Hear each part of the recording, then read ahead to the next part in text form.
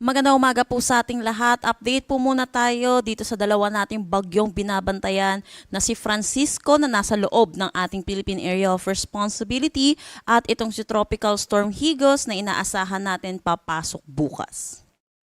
Para dito sa bagyong si Francisco, nananatili pa rin naman ito sa typhoon category at huling namataan sa layong 275 kilometers east ng Basco, Batanes. May taglay na lakas na hangin na 155 kilometers per hour at pagbugso na umaabot ng 190 kilometers per hour. Ito'y kumikilos northward sa bilis na 10 kilometers per hour.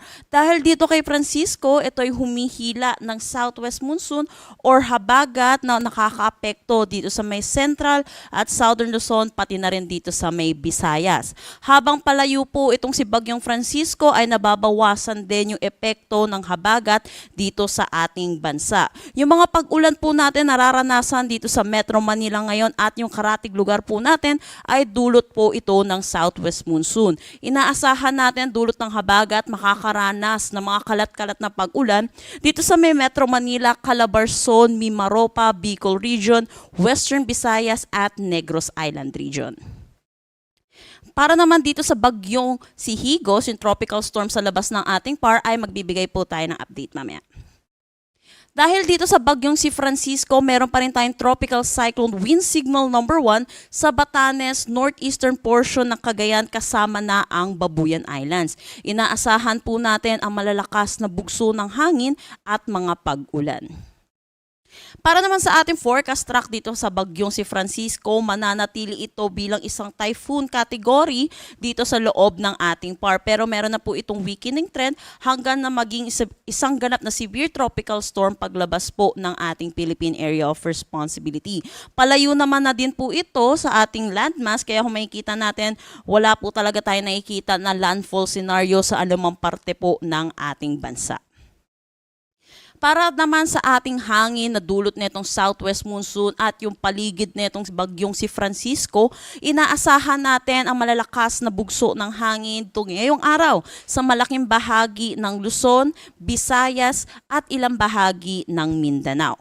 Bukas naman po, June 25, malaking bahagi pa rin ng Luzon na makakaranas ng malalakas na bugso ng hangin, Panay Island, Negros Occidental at Northern Samar. Friday naman po, ito po ay dulot pa rin po ng southwest monsoon at ni Francisco. Dito ito sa may Batanes, Ilocos Norte, Apayao, Cagayan, Bataan, Bulacan, Metro Manila, Calabarzon, Aurora, Occidental Mindoro, Oriental Mindoro, Romblon, Marinduque at Bicol Region. Kung makikita po natin, base po dito, palhina po yung epekto ng southwest monsoon dito sa ating bansa. Para naman sa paulan or yung ulan na inaasahan natin dito sa ating bagyong si Francisco at yung southwest monsoon, inaasahan natin ng 50 to 100 millimeters of rain dito sa may Batanes at Cagayan. Dulot naman ng southwest monsoon sa Occidental Mindoro at Palawan. Pinapaalalahanan po natin mga kababayan po natin dahil po sa ganitong klase po ng mga pag-ulan, inaasahan po natin yung mataas na tsansa ng mga pagbaha at mga pagguho ng lupa. Magaling po natin makinig sa ating mga local government unit. Para naman bukas, ito po yung paglayo na po netong bagyong si Francisco ay nababawasan na rin po yung epekto neto na hinggil sa paulan. Dito po sa Batanes, inaasahan pa rin naman po natin ang 50 to 100 millimeters of rain at dito naman sa may Bataan at Occidental Mindoro ay dulot naman ito ng southwest monsoon. May nakataas pa rin tayong gale warning dahil dito sa bagyong si Francisco, dito sa may Batanes, northeastern coast ng Cagayan kasama na ang Babuyan Islands. So pinapaalalahanan po natin mga kababayan po natin mangingisda at may mga sasakyan maliit pandagat na delikado po muna pumalaot dito.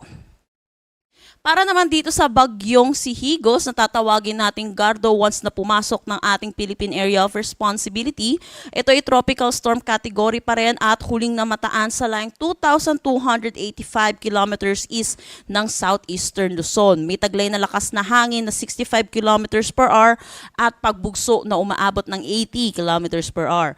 Ito ay kumikilos westward sa bilis na 15 kilometers per hour. Para naman sa ating forecast track dito sa bagyong tatawagin nating Gardo, papasok ito ng ating Philippine Area of Responsibility bukas at lalabas din naman pa Friday. Makikita natin masyado po itong malayo sa ating kalupaan at dito lang ito sa corner ng ating Philippine Area of Responsibility. Kaya hindi po natin inaasahan na magkakaroon po ito ng epekto hinggil sa mga paulan at hangin po. At yan po muna ang latest update natin dito sa ating mga binabantayang bagyo. Next po nating bulletin ay 11 a.m. Para sa karagdagang impormasyon, bisitahin ang aming mga social media pages at ang aming website pag-asa.dost.gov.ph. At yan po muna ang latest dito sa Pag-asa Weather Forecasting Center. Chanel Dominguez po at ingat po tayong lahat.